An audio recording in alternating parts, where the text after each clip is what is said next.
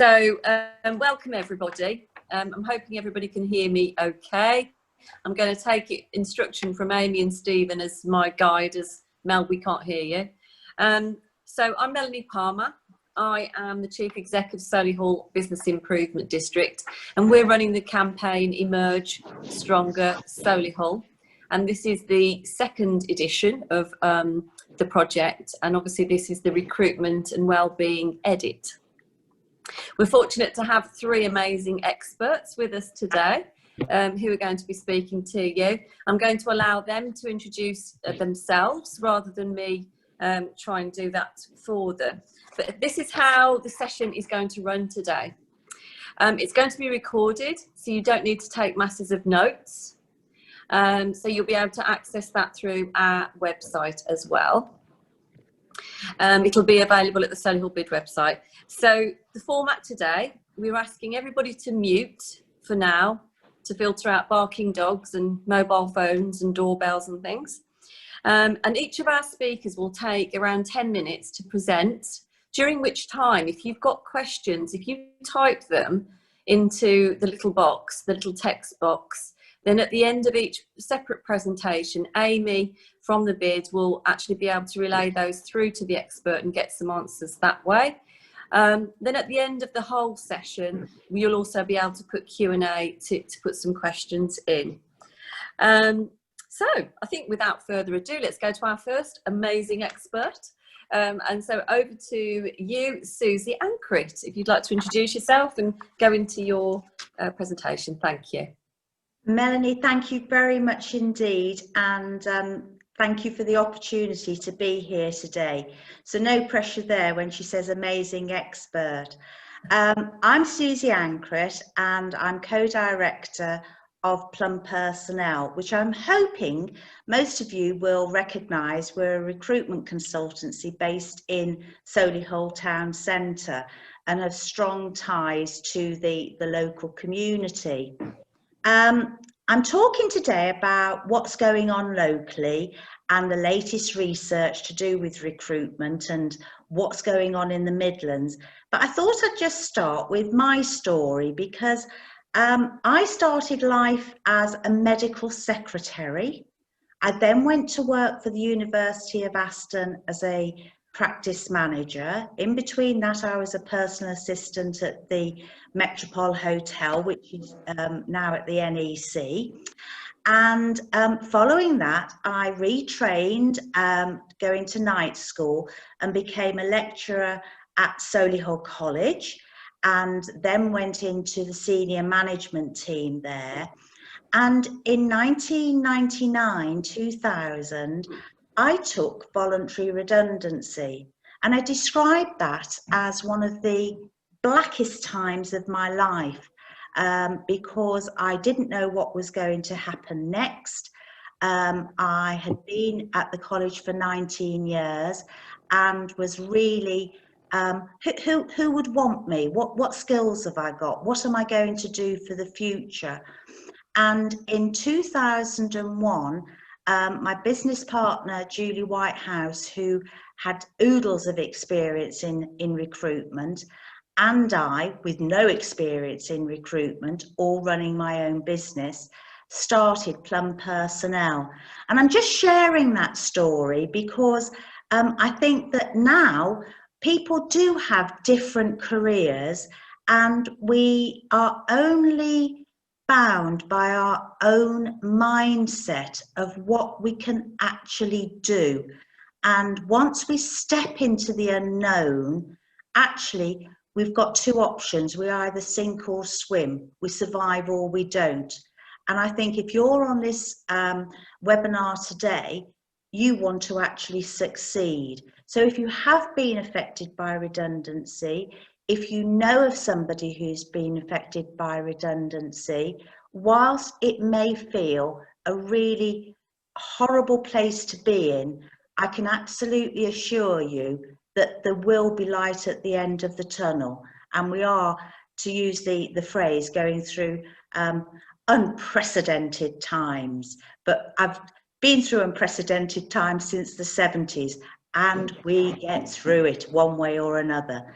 So When Melanie and I first spoke about this webinar, I said, you know, I think Solihull's in a little bubble. So if, Stephen, you can just take me to the next slide. There's so much going on in this local area. Solihull is one of the fastest growing economies in the UK. How amazing is that?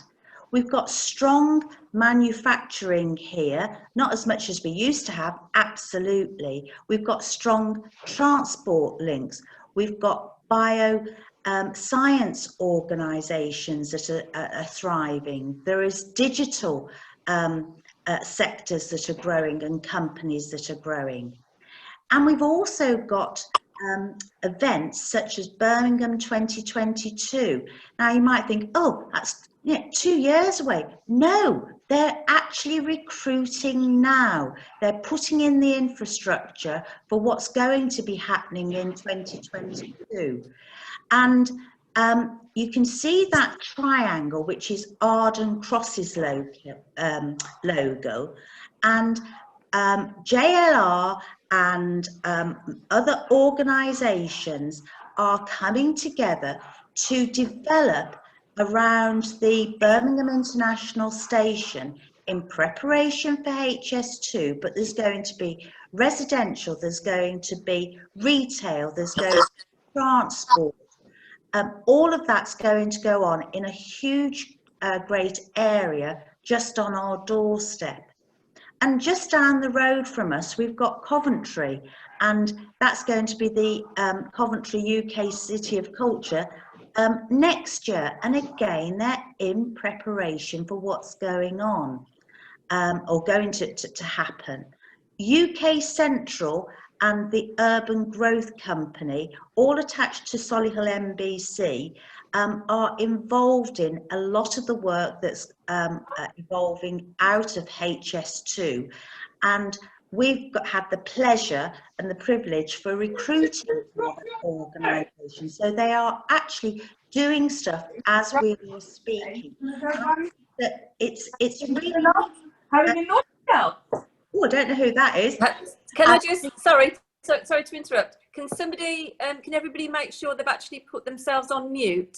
Because we've got a bit of interference while Susie's talking, please. Thank you. I don't mind a bit of interference, Mel. But there we go. I think you can see why I get really excited about Solihull and the surrounding areas. There is lots going on, and I think part of that is we've got to actually look for the goodness that is there and the future that is going to create jobs for the people in the local area. Onto the next screen, Steve, because as a recruiter, we belong to the Recruitment and Employment Confederation. That's our professional body. And the Midlands, they produce reports and research every month. And the latest research is showing that there's steady optimism in hiring confidence and growing intention to hire. Admittedly, that might have been before Saturday, but hiring activities did surge in September, and half of employers in the Midlands have no spare capacity. That means that they will need people when things get better.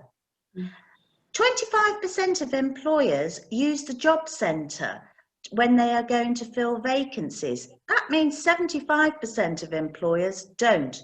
Where are the hidden jobs? And I'm going to leave that to my co-host Paul to talk about that. The different sectors that are continuing to recruit include health, social care, construction, transport, digital, finance, and these skills are reported as in short supply. As a local company, we experienced a real bounce back in August. There was a sharp V-shape recovery in the number of jobs that we had coming through to us. And I think that shows that we're a resilient area of the country. When it comes back sharply, it comes back quickly. It's not going to be a quick fix in terms of the coming months, but when it will happen, it's going to be something that we can all celebrate. And whilst jobs that are being advertised are increasing, they're less than they were 12 months ago. So there's still, I don't think that's a surprise to anybody. They're about 3/4 of what they were last year. So my message to everybody here today is, yes, there's a lot to be worried, concerned about, but the area that we're in, the sectors that surround us, are ones that we can take positivity from in preparing for a much better future. I'd love to hear any of your questions that would be helpful for you. So just send them in. I'm delighted to answer them. I hope I've not gone over my 10 minutes, Mel. You know, you've been absolutely brilliant there. You're spot on, so that's really, really good. That's a change, isn't it? Susie, thank you so much for that. And I think it's just a perfect platform for us to launch into the session today. And that really does, you know, position where we are, as you say, in the country, and also what the research is showing, that the job directions, where it's going to. So that's a really, really fantastic start. Thank you very much. So Amy, do we have some questions that we need to put to Susie? We do have one question from Kim. She's asked, when you mention finance, do you mean financial services? I mean finance and financial services. So if somebody's in the accounts credit control, for example, in that finance department, there are still skills there. But financial services, again, in their broadest sense, they are looking for people. We're currently looking for somebody to do mortgage underwriting, for example, and that would come under financial services. Does that help?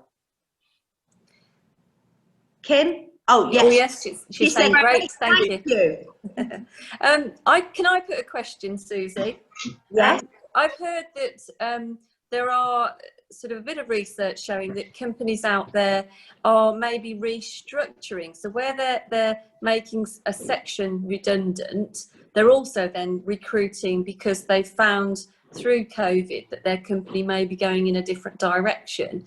Has that been reflected? Can you see that as a sort of market expert? Are you seeing that that is the case? Yes, absolutely. I think that one of the great things is there's an awful lot of organisations that have, to use my phrase, swiveled on a sixpence and started going into other areas. So, for example, we have one of our clients, they have been making personal protection equipment, and then they found, oh my gosh, we can also make it for individuals as well.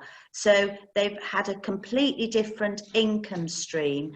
And then you've got other organisations who used to just be selling perhaps to business to business, or they may have had a shop, and now they're going online. And it needs a different set of skills for people to sell online than it does face to face. It needs a different set of skills to sell to business rather than selling to consumers, to individuals.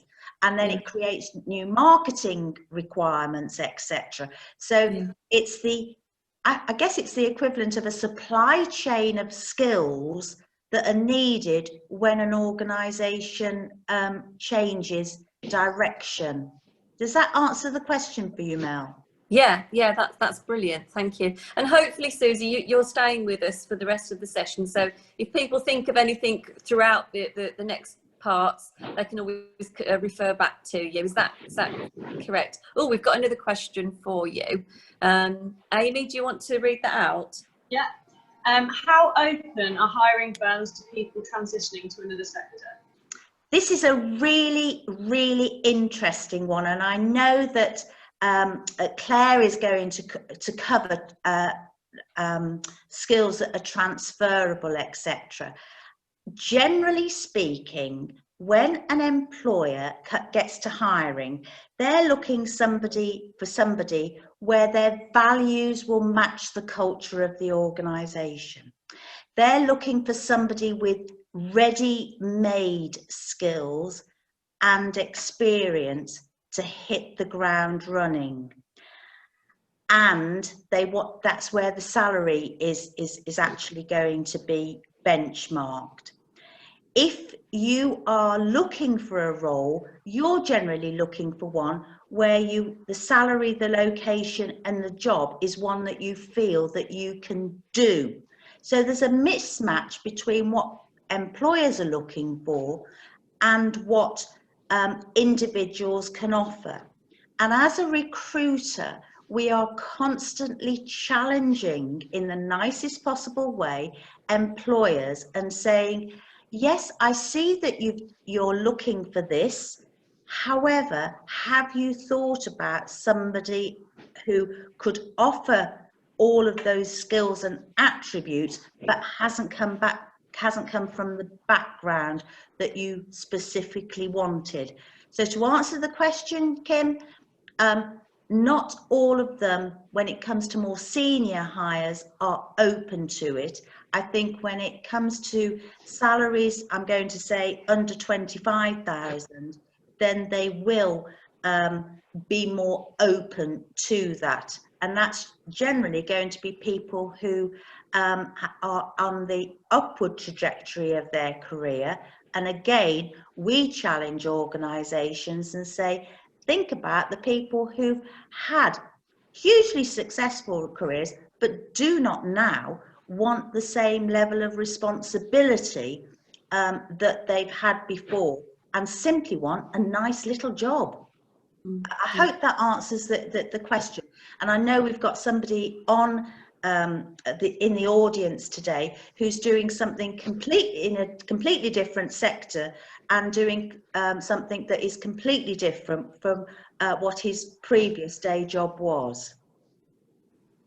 Another question there, Amy.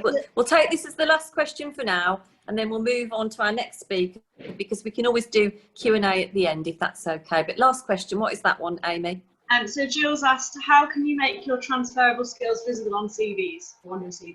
I love this question, and I get it very often. We have a look at CVs and they're in a very tired format, the personal profile, then this is my journey, my career journey, and from here to here I was doing this, that and the other, and these was my duties. And we've created what we call the executive or competency-based CV, where yes, you still have your profile, but you then hit an employer between the eyes with, and these are the fabulous skills and talents that I have got. And they look at those first. So they see that you're a good communicator, you're good with figures, you've got great attention to detail.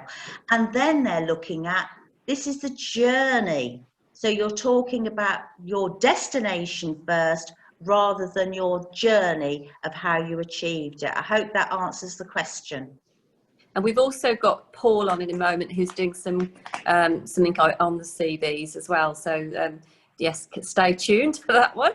And just quickly, Mel, we've got lots of freebie hints and tips on CVs and interviews, so people can get in touch with us and we'll send those out to them on the website as well. And all resources that we talk about today, you'll be able to link through the BID website. You'll be able to link through. So anybody who's thinking about this today, don't worry, we will populate it onto the BID website. So let's move on then, and thank you very much, Susie, and don't go anywhere. So let's move on now to Paul. Paul Wright is our next wonderful expert. So Paul, come on in and introduce yourself. Hello everyone, so I'm Paul Wright. I'm a finance professional with over 20 years post-qualification experience. I've worked in or I've led finance teams in big US oil companies, with huge turnovers, and more recently I've worked with SMEs in the Solihull area. So I've got lots of experience of companies big and much smaller and global and much more local. So more recently, and probably, and the reason why I'm here really today is that over the last few months I've been a job seeker. So I'm in between roles right now. So now I'm not an expert. I know Mel calls me an expert. I'm not really an expert, but Claire and Susie are experts. But I'm not an expert, not a guru, not an influencer, any of that stuff. But I've picked up a lot of knowledge over the last 3-4 months, and hopefully, if I can share what I've learned from other people, from other job seekers, from recruiters, from coaches. Then hopefully that's what I want to set out to try and achieve here today. So I'm going to talk about CVs, and I'm going to talk about job search strategy, and then I'm going to finish on by talking about resilience and some of the sort of wellness aspects of looking for your next role. So so we'll start with this very colourful slide about CVs.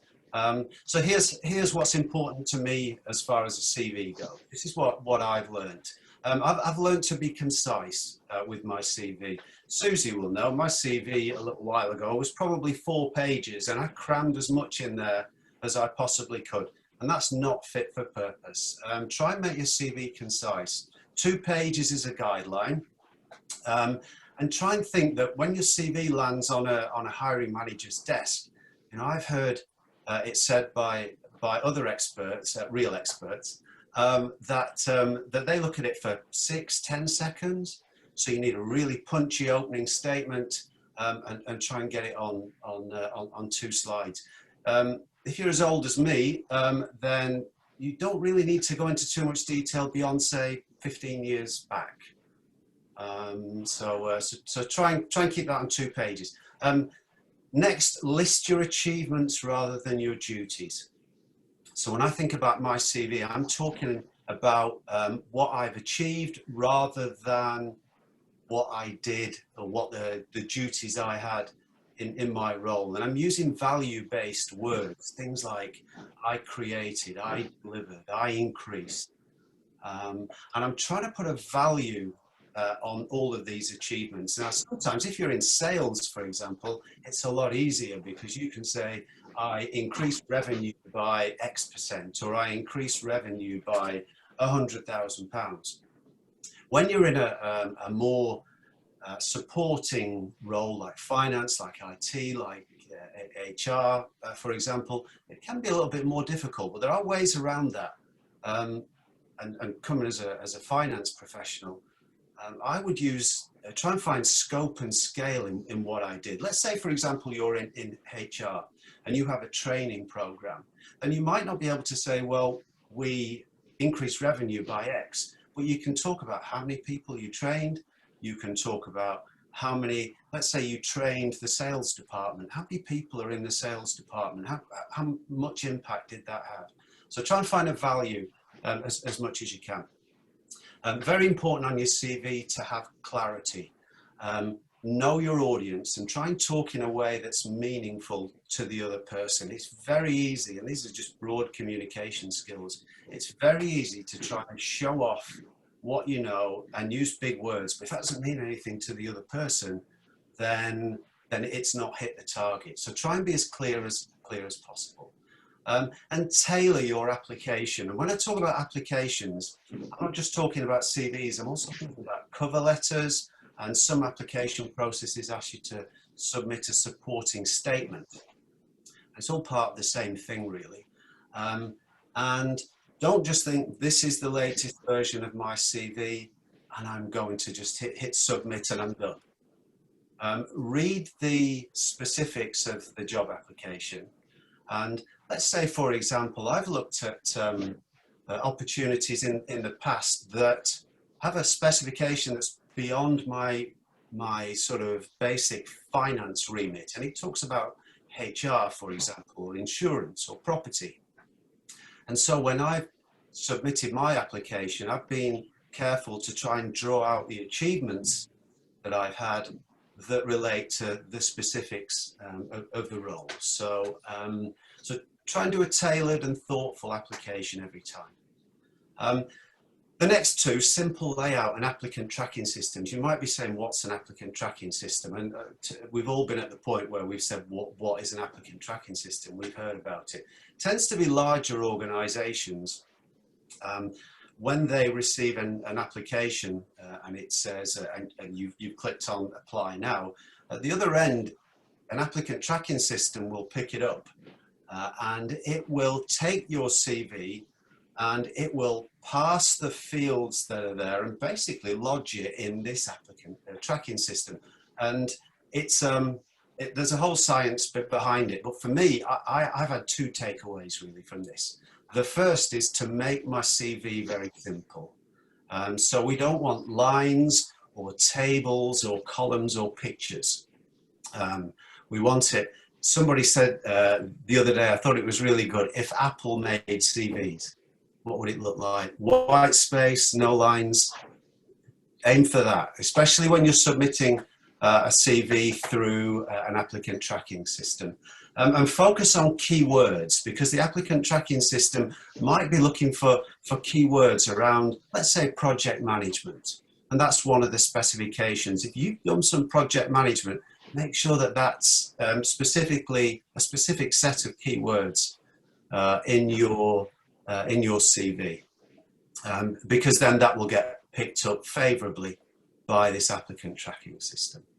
So, so that's it really on CVs, other than on what I've put here is just some headlines or headings really on my CV.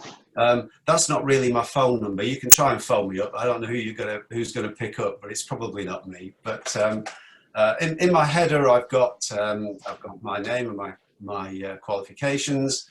I've got my area of Solihull, phone number, and my LinkedIn. And that is a real LinkedIn. We'll come on to LinkedIn in a little while. And my email address. So I've got a punchy opening statement, 5-6 lines, that basically says, this is what I can do. These are the problems that I solve. And if the hiring manager, if I've only got 6-10 seconds of that person's time, I want to make the most of that 6-10 seconds. So, so that's what I've got there. This links in nicely to what Susie was talking about 5 minutes ago. Key achievements. Before I get into where I've worked and what I've done, I've taken the key achievements that relate specifically to the opportunity that I'm pursuing, and I bullet point them with values. I've quantified them wherever possible, and they go, you know, front and center of my application. So I've got 5 bullet points on there. And there might be a different 5 every time, depending on the nature of the role. And then I list skills. This is what Susie was talking about earlier. Typically with me, I'm listing IT skills. What systems am I skilled in? So I've got a skills section. Then I get onto my experience, which takes up the bulk of my CV. It's only a 2-page CV, but it takes up probably a side, but it doesn't come in until sort of somewhere down the first page. Then I'm getting very briefly onto education and qualifications. My experience, I've sort of drawn a line under it after 15 years, education and qualifications. And I include volunteering because my volunteering is often very relevant to the role that I'm applying for. Sometimes you see hobbies and interests at the bottom of the CV as well. So, so that covers CVs. We can either take questions now, or I'll carry on to job search strategy, and we'll pick the whole lot up at the end. So, Paul, there was one question on CVs from Andrew, and it's just, where do you stand with including your LinkedIn hyperlink on your CV? I include my LinkedIn hyperlink on my CV because I think if it encourages the hiring manager or a recruiter to connect with me, then I think that's a very important part of my job search strategy, which is what we're going to come on to. So So I would do that all the time, and some people would know. I even include, and I'm not suggesting this needs to be a core part of anybody's CV, but I've done a video intro of myself sat here in this very same chair with the dog half asleep next to me, and I've recorded 1.5 minutes of an intro. I've put it on YouTube, and I've included that in my profile, and I've talked to hiring managers before who've commented upon it, but I'm not suggesting that that should be the, in anyone's base CV, but it's something else to consider. It's worked for me anyway. So, any more questions, Amy, or shall I get on to job search strategy? I think if we move on now so that we can keep sort of ticking over onto the job search strategy, please. So the main thing about job search strategy for me really is having, what I have is what I've heard called a multi-channel strategy. Now, very basically, I've got one thing called job boards and another thing called networking. So let's talk about job boards first. When I talk job boards, I mean Reed, Monster, Indeed, Total Jobs, etc., etc. And some of the job boards are industry specific, but it's job boards in its generic sense. Two purposes. One is to find a job and to apply. And the second function of that is how to be found by recruiters. So if I take the first of those, applying for jobs on a job board, you can put searches in, find a job that you're interested in, tailor your CV and hit supply. Just be mindful. I've heard anecdotally that not every job on there is or some jobs on there are phantom jobs. So just be mindful of that. And one tip around that I think always really worked for me is to try and get a hold of the hiring manager or the recruiter directly at some point during the process. And as close as you can get to the recruiter or the hiring manager, the better.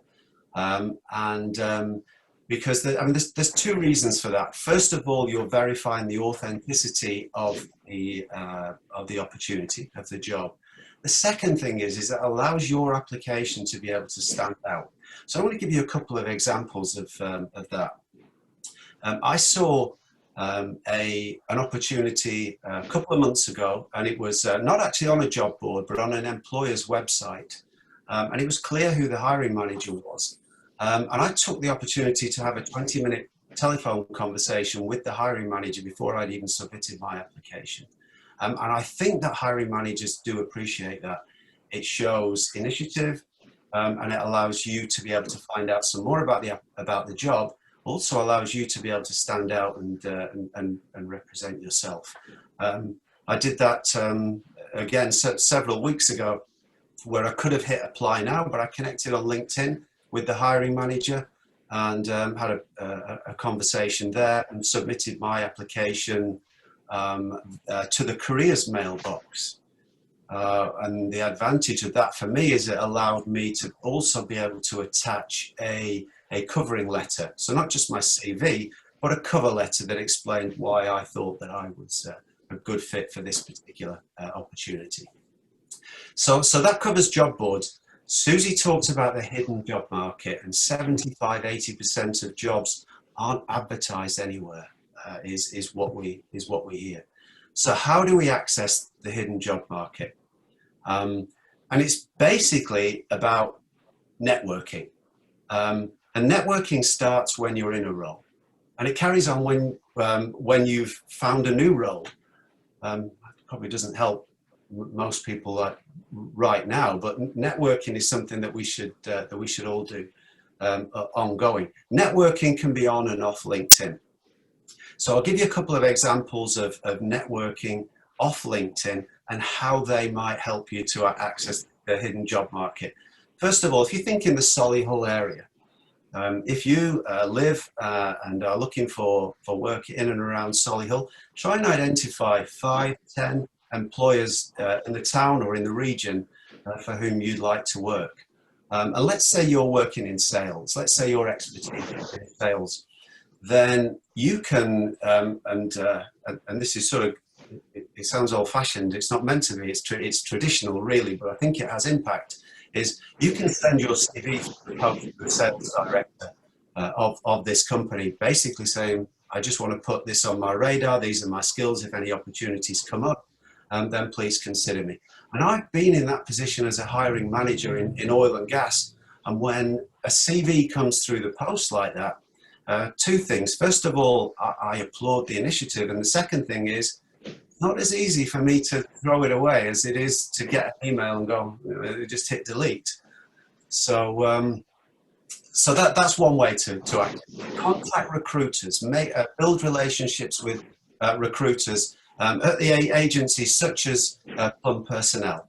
And if you're not sure who to use, get referrals from other job seekers who they built a really good rapport with.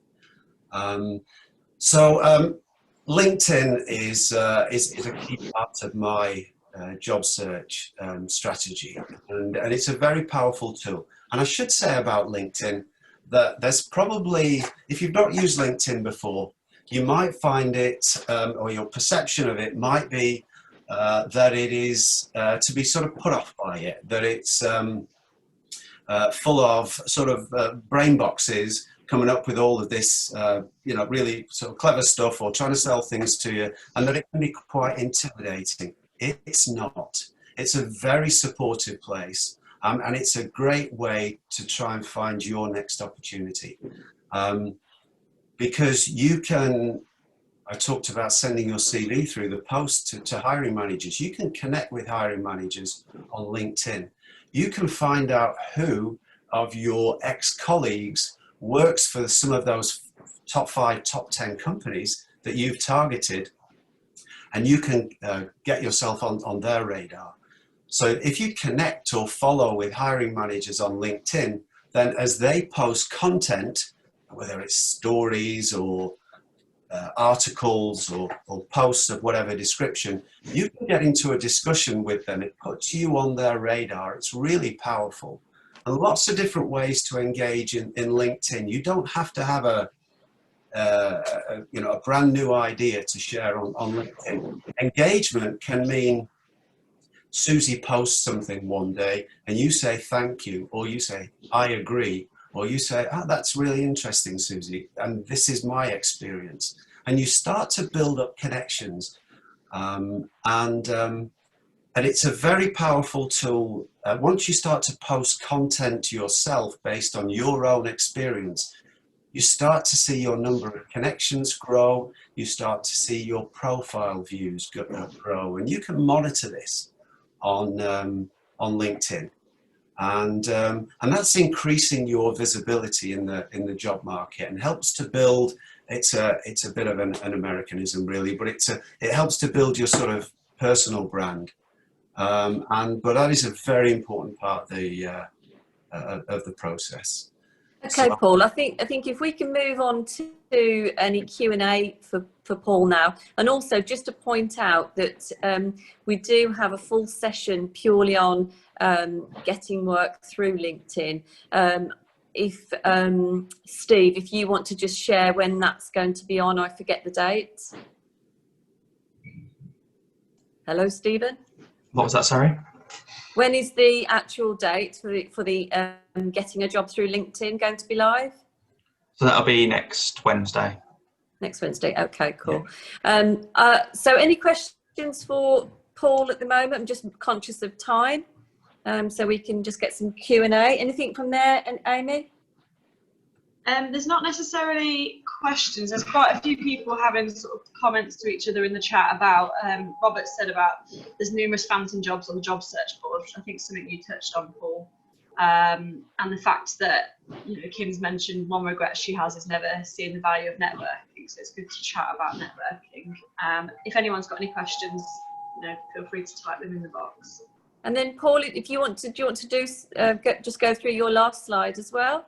Okay, please connect with me after the event on LinkedIn if you've got a LinkedIn profile, and I'm also a gateway really to, and so are Susie and Claire, to other great people, resources on LinkedIn that will help your job search. So resilience is a really important aspect of job search, because most people who are in the job market at the moment have lost their job. They didn't enter the job market voluntarily, and then they've started to apply for jobs. And have met with either rejection or have met with nothing. And you know, I connect with job seekers every day. I'm a job seeker myself, and it can be very dispiriting.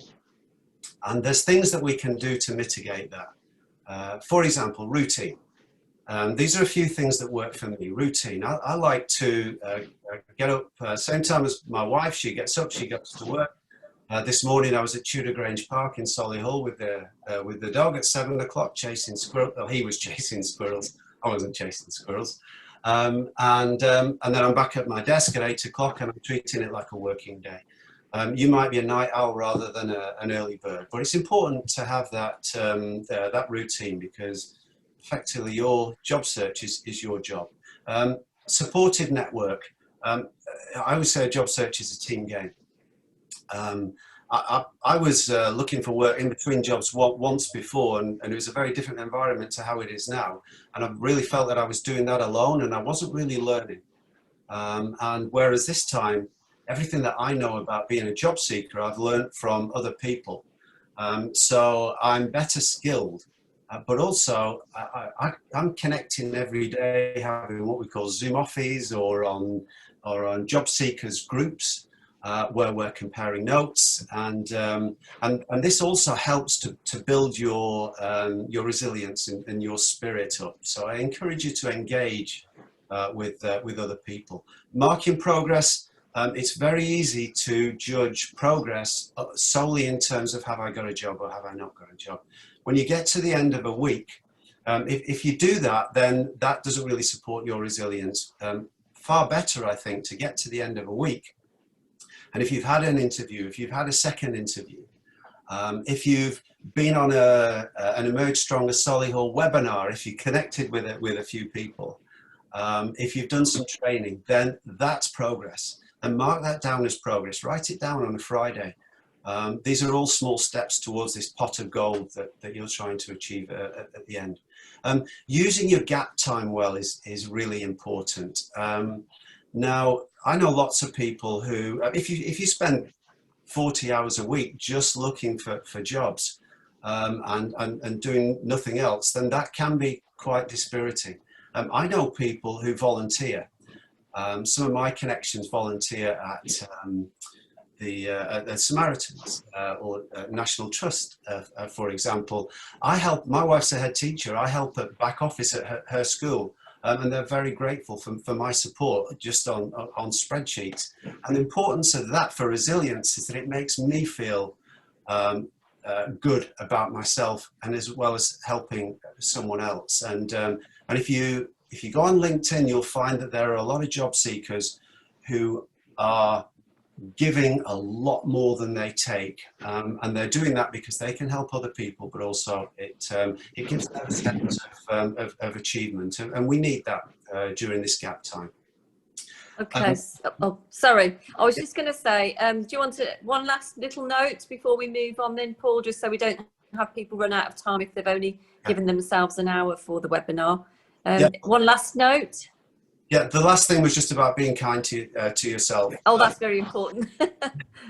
And it's about, if you have a bad, everybody has a bad day, and it's okay to take some time off from your job search. It's important, if you have a bad day, we want to make sure that you have good days after you've had a bad day. So be kind to yourself. If you want to just drop your job search one particular day and go for a walk along the canal, a day like today where the sun's shining, just do it. Because it's important that you bring your A game to your job search every day. That's it. Brilliant stuff. Okay. I think that's such a fabulous personal response, and really giving some really strong tips there for people who are looking for jobs or maybe looking to move on to a different career. That's absolutely brilliant. Any questions there, Amy? Yeah, we've just got the one question. Nila's asked, my personal key challenge is how time-consuming job search is becoming, having tailored a CV as well as letter, etc. How much time should you spend on this? How much time should we spend on what particular aspect? I think it's the whole, from reading the comment, the time-consuming process of the job search and changing your CV and tailoring it for each job. and how much time should she spend on that?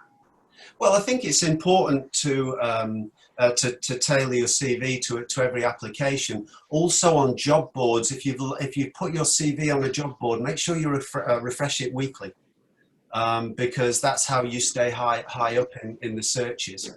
I treat it like a full-time job, but on a particular day, if I think, look, I could just really just do with taking the dog out on a nice day like today, then I will just do it.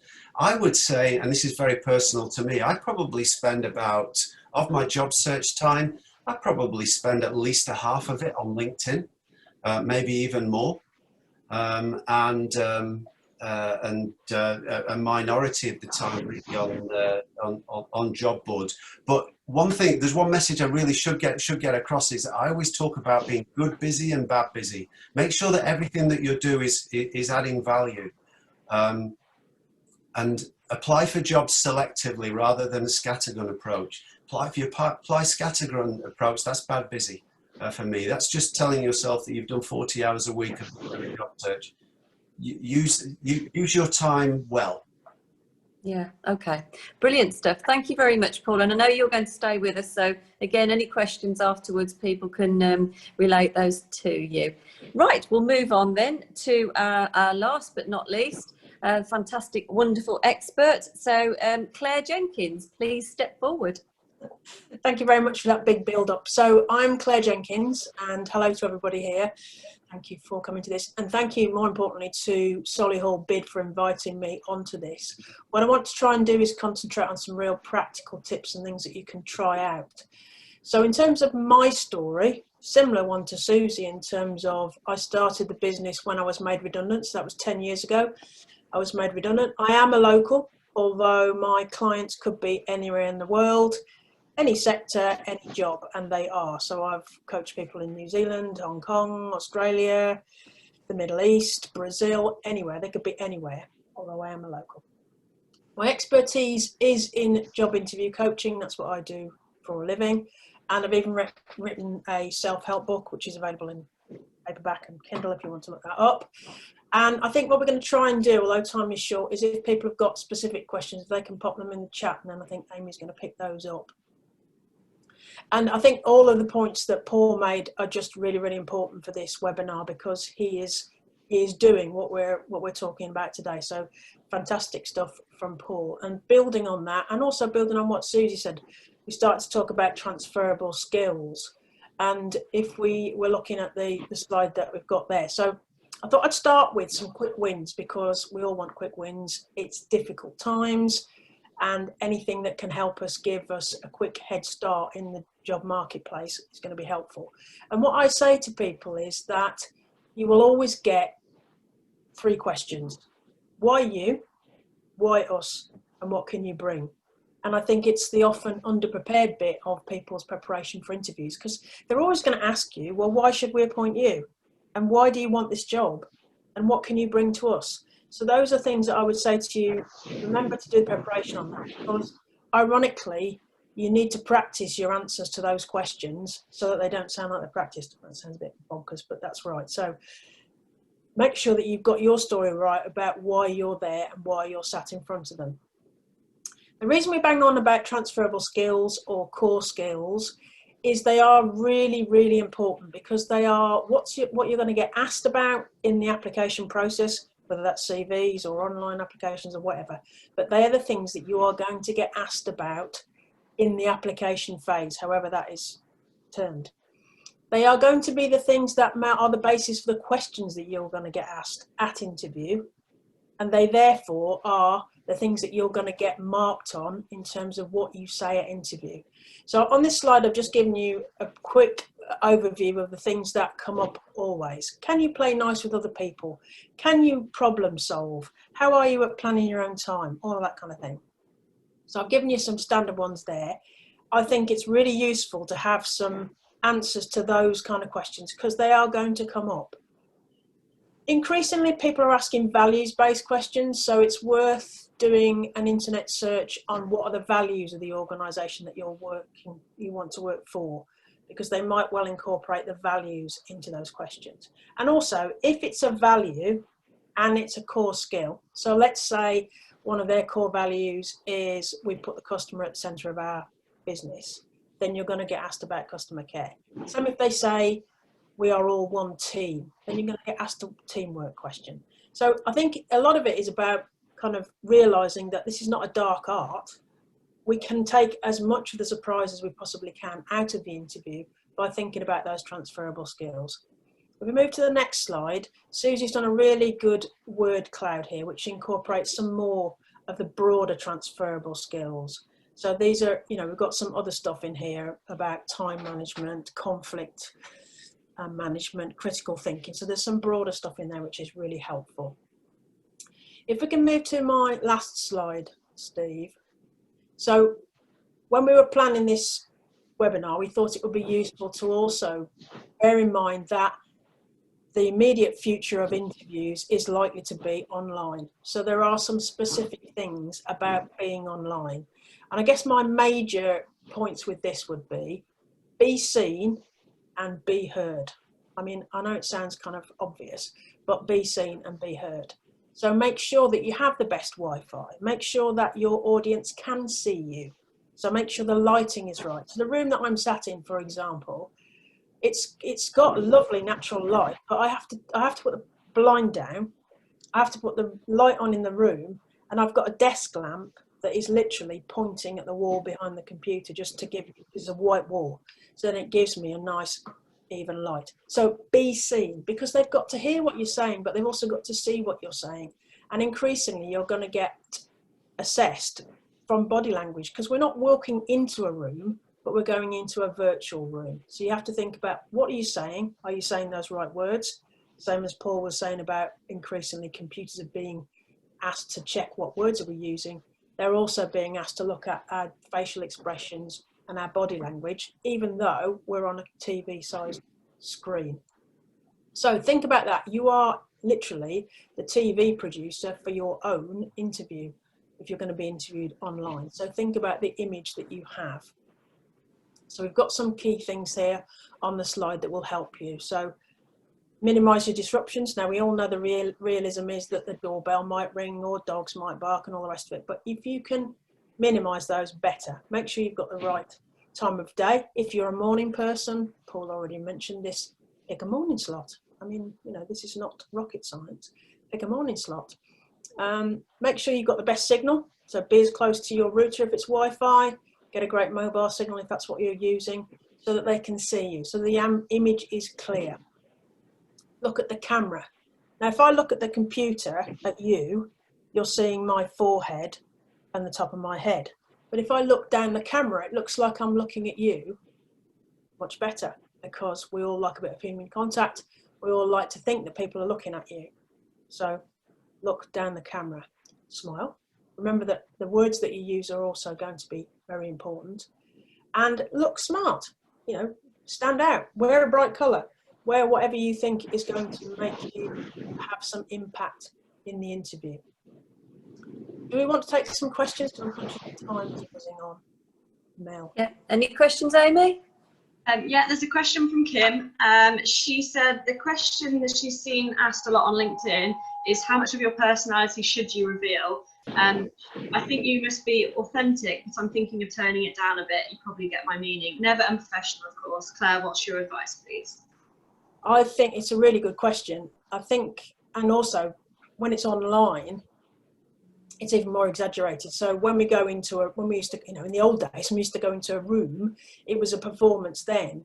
Now we've only got, you know, a flat screen image of ourselves. We've got to be kind of slightly over the top, sort of, I mean, I'm not saying, you know, really kind of act it up, but you have to slow down what you're saying, because we don't have those non-verbal cues that we would have if we were meeting face to face.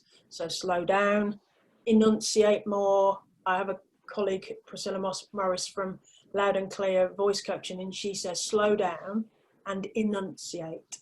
So it's that kind of performance, and there's also the body language, because you need to come over with your personality. So yes, I think, you know, the key thing is be authentic, and remember that it is a performance. I guess that's mostly what the question was. Any more, Amy? Yeah, we've got a question from Sian. What skills are most important if you can relate to? What skills are most important if you can relate to all the transferable skills listed? Yeah, I mean, if you're asking me kind of what would I put at the top of that list, and I think, as we've all found, and in every aspect of our lives, it's adaptability and flexibility. I mean, it kind of sounds obvious, and it is those. We talked before. What people were asking Susie about transitioning from other sectors, and what you've got to sell is, what are those things that you can bring to us? So what's the transferable skills? How can you flex? How can you adapt what you've done before to what your new employer is looking for? So in any case, at an interview, you need to say, this is what I bring, and it needs to look like what they're expecting. So I think if you ask me the top skill, I think it's adaptability, flexibility, and being able to articulate that at an interview is the key thing. Claire, can I ask a question as well? What are one of the most common mistakes that people make, either on a Zoom interview or a socially distanced face-to-face interview? What's the most common, maybe, mistake that we kind of overlook? We can't see the wood for the trees, as it were. I think that the most common mistake is under-preparing, but I think a useful thing to practice is saying I. So if you're not sure how to start an answer, start the sentence, it's like when I, because you've already said I at that point. So it's like when I, because then you're going to give a specific example. So the most frustrating thing as an interviewer is people will talk about we. Now we work in teams. We do work in teams mostly, even in kind of isolated places. And the temptation is to talk about we. Now, the problem with that at an interview is they're buying you, they're not buying your team. So remember to say I guess it kind of is a bit obvious, but remember to say I. And if you're not sure, it's like when I. So that would be the common thing. The other thing is that people will tell you what they can't do.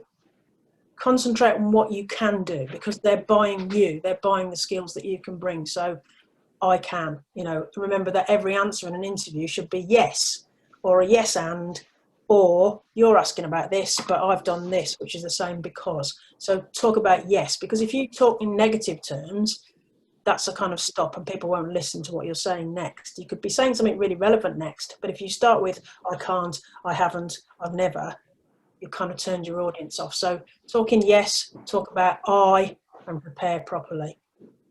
Well, that's really useful, thank you. Amy, any more questions come through? No more questions. There's a bit of chat in the chat group, but I'll save this chat so we can share it with the recording. Okay. So Claire, any further tips that you want to hand over? What would be your sort of summary of advice for people? I think the immediate future is likely to be online. Think about the image that you're portraying. Make sure they can see you, they can hear what you're saying, and be very careful about the words that you use, because it may well be that increasingly computers are checking, are you using the right words? Are you using the right facial expressions? Do the two match? And, I think that's the reality of it. But prepare well. And, don't think it's some mysterious thing. Prepare well. Think about your transferable skills. Okay, thank you.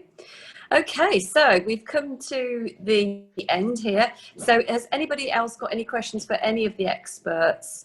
And then I'll just check that first if you want to type in any questions. But whilst you're doing that, I just want to say a huge thank you to Susie, Claire and Paul, because they've given up their free time to come and do this today, to join with the Emerge Stronger campaign. And I think they've really given some fantastic tips, and they really are, all of them are experts in my eyes. I think they've been absolutely brilliant. So super duper work today, guys. So any other questions come through, Amy? No. Hello, Amy? No. No. Just No. lots of thank yous, I think, coming up there, aren't there? Yeah. So all of the information today, as I say, will be on our website. So everybody just look at Solihull bid, and Stephen's put it up there. and then you'll see the links going through to all of the reference guides that we've had on today. Really, really grateful to all of you that have attended, and best of luck to those of you who are in search of jobs at the moment. And don't forget to keep an eye out, as I say, for the rest of our project Emerge Stronger, which we've got linked in, and we've also got one on retraining through the college. So thank you all. Enjoy the rest of your day in the sunshine, and the last day pre-lockdown. And it's a goodbye then from the team here at Solihull Bid. Thank you very much. Bye.